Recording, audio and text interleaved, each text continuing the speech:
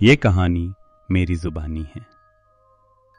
इस कहानी को सुनाते वक्त आज मेरे होंठ और मेरे हाथ कब आ रहे हैं और मुझे ऐसा लग रहा है कि वो मंजर आज भी मेरे सामने है और मैं इस बात को आज तक नहीं भुला पाया हूं कि मेरे साथ उस वक्त क्या हुआ था। ये कहानी कब की है, जब मेरे नाना का देहांत हो चुका था और मैं दिल्ली में नौकरी करता था और उस वक्त के टाइम पे मेरे को और ऑफिस की तरफ से इतना काम का प्रेशर था जिससे कि मैं अपने नाना के अंतिम संस्कार और तेरी में तक नहीं जा पाया। जब तक मैं जा पाया, जब तक सब कुछ हो चुका था। मैं इस पैसे के अंधकार में इतना अंधा हो चुका था कि मैं अपने लोगों तक भूल गया था और मैं शहर में रहने लगा और अपने गांव के रीति रिवाज और नाना के साथ बताए हुए फलों को भूल चुका था। मुझे नाना की 13वीं के बाद समय मिलता है और मुझे छुट्टी मिल चुकी होती है ऑफिस से घर जाने के लिए और मैं नानी के घर के लिए रवाना हो जाता हूँ।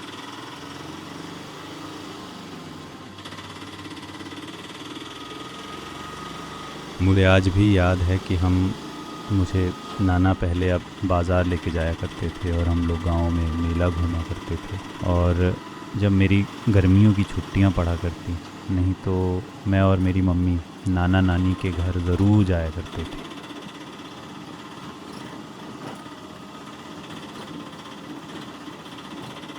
जब हम लोग अपनी गर्मियों की छुट्टियों में जाया करते थे तो नाना नानी हमारे लिए खाने पीने की चीज़ें बना के रखा करते थे, और जब हम लोग गर्मियों में जाया करते तो वो हमारे लिए आम लेके आते, कोई लंगड़ा आम लेके आते।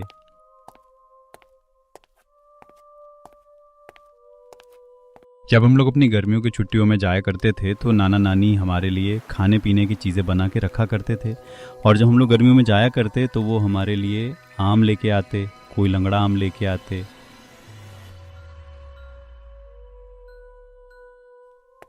अरे आपसे बात करते हुए मैं इतना खो गया, मुझे पता तक नहीं चला कि मैं नानी घर पहुंच चुका था। अब मैं नानी घर पहुंच चुका था, हमें जा रहा होता हूं गांव की गलियों में से।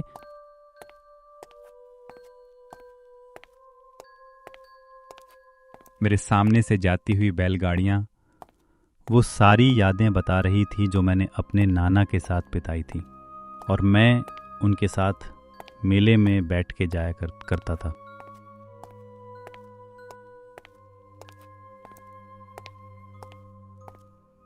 मैं अपने धीरे धीरे नानी के घर की तरफ बढ़ाई जा रहा था, तभी अचानक से मुझे वहीं दुकान दिखती है जहाँ पे नाना और मैं बैठ के चाय पिया करते थे।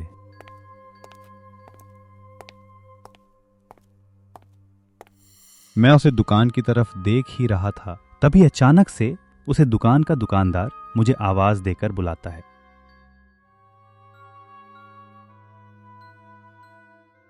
अरे बेटा, अजय आओ ना। पहले तुम तो आ जाया करते थे। हमारी दुकान पर जब से तुम शहर गए हो, हमें तो भूल ही चुके हो। मैं उनकी ये बात सुनकर अपने आप को रोक नहीं पाता हूं और उनकी दुकान की तरफ चला जाता हूं। अरे बेटा अजय, तुम्हें तो सब पता ही है कि क्या हुआ है। गांव में तुम्हारे नाना तो अब नहीं रहे। हाँ चाचा की सारी बात तो मैं जानता हूँ, और मुझे दुख भी है कि मैं उनके अंतिम संस्कार में अभी नहीं पाया। मैं उन चाचा की दुकान की चाय पीकर अपने घर की तरफ निकल जाता हूँ। ठीक है चाचा, मैं निकलता हूँ। घर पर नानी मेरे इंतजार कर रही होगी। काफी देर हो गई आपकी दुकान पर बैठे हुए, और आपकी चाय भी बहुत अच्छी थी। चाय तो अच्छी होगी ही ना, क्योंकि चाय मैं भैंस के दूध की जो बनाता हूँ, जैसे पहले बनाया करता था। सही बात है चाचा, पुरानी बात तो है आपकी, चाय में जैसे पहले होती थी। चलिए ठीक है, मैं अब निकलता हूँ। अब मैं नानी के घर की तरफ बढ़ जाता हूँ और गांव के रास्ते से जा रहा होता हूँ।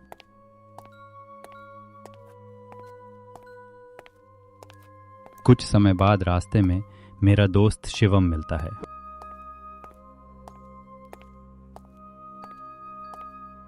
अरे भाई, कहाँ जा रहे हो? गांव में इतनी सालों बाद देखा आज तुमको। हाँ भाई, काम था ना। मेरा शहर में वो भाई पर नौकरी करता हूँ। शहर में बैठकर इसी वजह से गांव आने का मौका ही नहीं मिला। तुम्हारे नाना तो नहीं रहे अजय, अब तुम ही अपने नानी के अकेले सहारे हो। हाँ, सही कह रहे हो भाई। मैं अपनी नानी का सहारा हूँ और मैं नानी से ही मिलने जा रहा हूँ। काफी सालों बीत गए, मैं तो उनका चेहरा तक भूल चुका हूँ। तुम आखिरी बार 8 साल पहले आए थे। हाँ भाई, 8 साल तो हो चुके हैं गांव में आओगे, और इतने सालों बाद आज गांव में आकर काफी अच्छा लग रहा है। और गांव तो वैसा ही है जैसे पहले था, ज्यादा कुछ बदला भी नहीं है। जो घर मिट्टी के अब वो पक्के हो चुके हैं, और लोगों के घर में लाइट की दिक्कत नहीं होती, और सब लोग अपने काम में ध्यान लगाते हैं, और कोई भी किसी से मतलब नहीं रखना। बस पुराने ही लोग मेरे जानते हैं। अब तो गांव में नए लोग बच चुके हैं।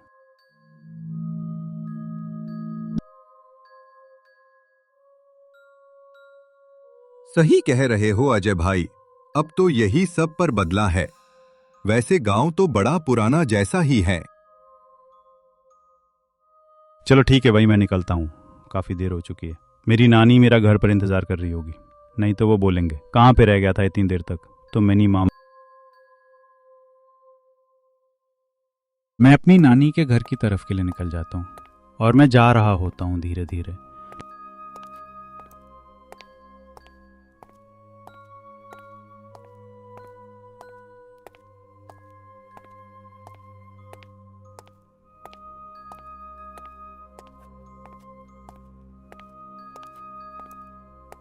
मैं कुछ समय बाद में नानी के घर पहुंच जाता हूं।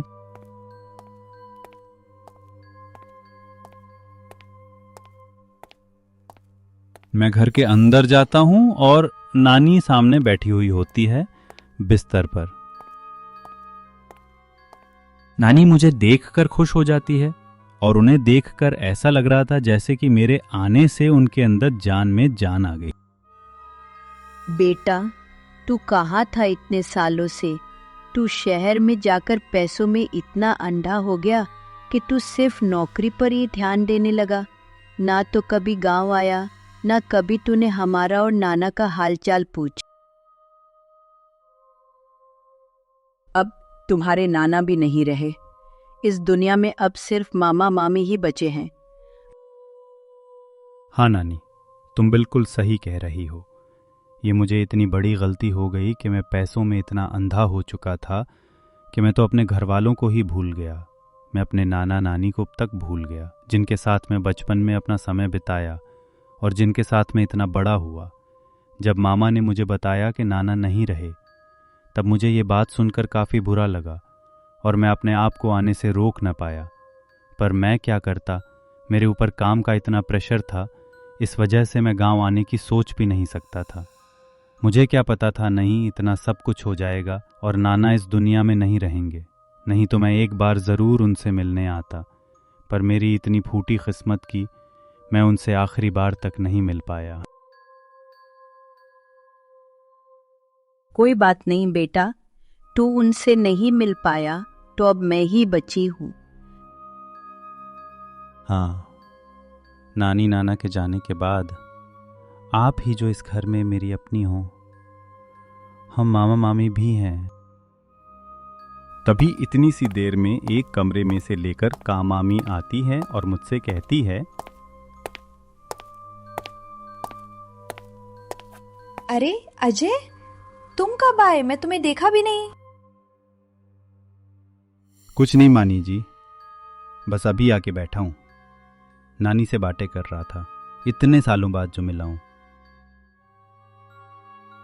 हाँ, सही बात है अजय, तुम अपनी नानी से इतने सालों बाद जाकर तो मिले हो। 8 साल हो गए, तुमने आज तक गांव का मुंह ही देखा। नहीं मामी जी, वो तो काम के चक्कर में मुझे समय नहीं मिल पाया, नहीं तो मैं इन 8 सालों में ज़रूर आता है आपसे मिलने। जब माँ ने मुझे बताया कि नाना नहीं रहे तभी मैं आने की सोच, पर मैं काम के चक्कर में इतना बिजी था मैं आ ना सका। जब मुझे काम से छुट्टी मिली तब मैं नानी के घर के लिए निकला और अब जाकर आया हूँ। तुम इतने सालों बाद अपनी नानी से तो मिलने आई। वैसे मामी अभी तक मामा नहीं दिखाई दे रहे हैं, कहाँ पर है मामा? तुम्हारे मामा बाजार गए हैं, कुछ सामान लाने और घर का राशन भी लाना था। खत्म हो चुका था घर का राशन लेने। अजय, अब काफी समय हो चुका है, अब तुम जाकर खाना खा लो, मैं तुम्हारे लिए खाना लगा देता हूँ। ठीक है मामी, आप मेरे लिए खाना लगा दो, और काफी जोरों से भूख भी लग रही है। शहर में तो आज तक घर का स्वाद आ न सका, पर इतने सालों बाद जाकर मामी के हाथ का खाना खाकर मुझे काफी अच्छा लगा। मैं खाना खाकर बैठ जाता हूं और नानी से बात कर रहा होता हूं। नानी, मुझे काफी समय हो गया, गांव अभी तक पूरी अच्छी तरीके से घूम भी नहीं हूं, मैं गांव घूम के आता हूं। ठीक है बेटा, आराम से जाना और रात होने से पहले घर लौट आना। ठीक है नानी, आप परेशान मत हो, वैसे इस गांव का चप्पा चप्पा जानता हूं, और मैं गांव घूमने के लिए निकल जाता हूं।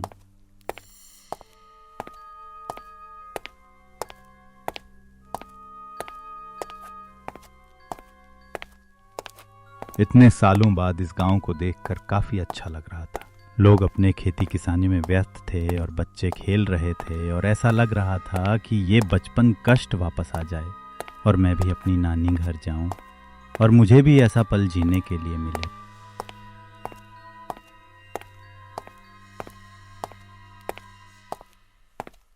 गांव घूमते घूमते मुझे काफी रात हो गई थी और मैं घर की तरफ जा ही रहा था, तभी अचानक से मुझे एक घर दिखता है।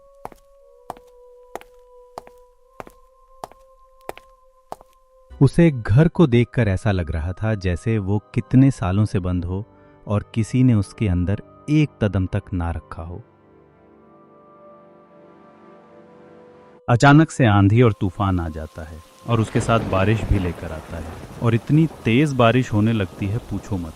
और बगल में ही वो घर था और उसके नीचे जाकर मैं खड़ा हो जाता हूँ, और हर तरफ बारिश गिरने की आवाज़ आ रही थी और जंगली जानवरों की आवाज़ आ रही थी। कुछ समय बाद उसे घर में से एक इंसान निकालकर बाहर खड़ा हो जाता है और मुझसे ऐसी बात कहता है। अरे भैया, कितनी बारिश हो रही है यहाँ पर, क्या कर रहे हो? कुछ नहीं भाई साहब, मैं तो बस गांव घूमने आया था और रात हो गई और इस वजह से बारिश भी होने लगी। तभी मैं आपके घर के नीचे आकर खड़ा हो गया, जिससे मैं बारिश से और आंधी तूफान से बच सकूं। भैया, ये बारिश तो रुकने से रही। आप एक काम करो, आप मेरे साथ मेरे घर के अंदर आ जाओ। जब बारिश रुक जाएगी तो आप अपने घर चले जाना, और इस बारिश का कुछ पता भी नहीं है कब ये जहर जाएगी। मैं उसे इंसान की ये बात सुनकर खुश हो जाता हूँ। मैं तो ये सोचता हूँ कि कितना भला आदमी है कि उसने मुझे अपने घर में छाया दी और मुझे अपने घर के अंदर बुला रहा है, जिससे कि मैं बारिश से बच सकूं।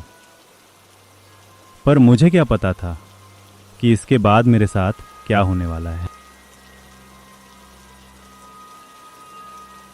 मैं उसे इंसान के साथ उसके घर के अंदर चला जाता हूं।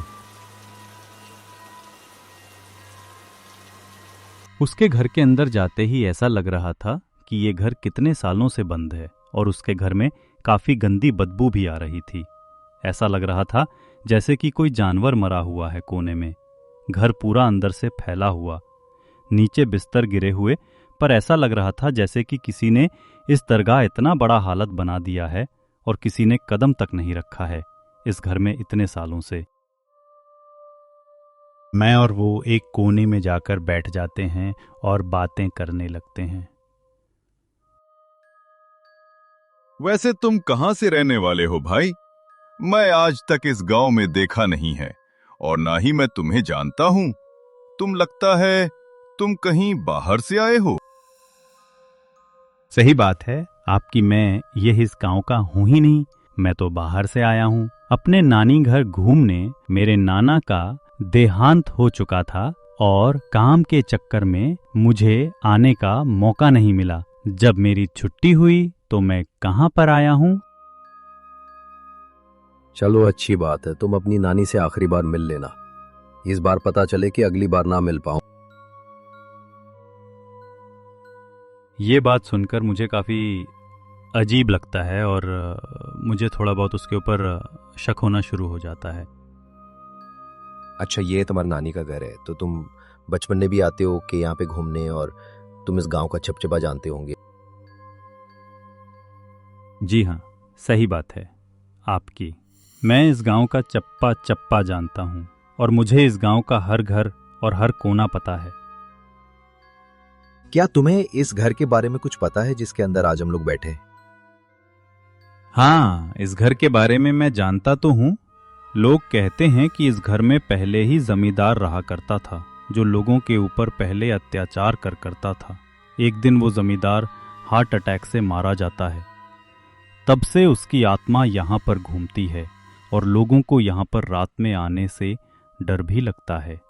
पर मुझे किन चीज़ों से डर नहीं लगता है, क्योंकि मैं पढ़ा लिखा इंसान हूँ। ये गांव वाले तो झूठी बातें करते हैं। अच्छा, तुमको ये लगता है कि ये गांव वाले झूठी बात करते हैं इस घर के बारे में? मुझे लगता है कि लोग सही कहते हैं कि इस घर में भूत है। कुछ समय पहले मैं भी इस घर में आया था और उस दिन के बाद से मैं अपने घर नहीं लौट पाया हूं और इसी घर के अंदर फंसा हूं और मैं किसी की तलाश कर रहा हूं। ये बात सुनकर मैं सब समझ जाता हूँ कि वो कौन है और मैं वहां से तुरंत उठ के भागने लगता हूँ। उसे घर से भागते समय कोई घर पर, वो भी अपने असली रूप में खड़ा था, जिसके अंदर वो काफी डरावना लग रहा था।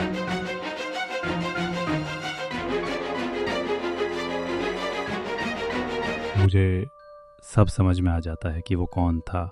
वो एक भूत था जो इस घर में इतने सालों से बंद था, जो भी किसी की तलाश में था कि कोई यहाँ पर आए और मैं उसे अपने जाल में फंसा लूँ। वो तो मैं वहाँ से जल्दी भाग जाता हूँ, नहीं तो मैं आज ये कहानी आप लोगों को नहीं सुना पाता। हमेशा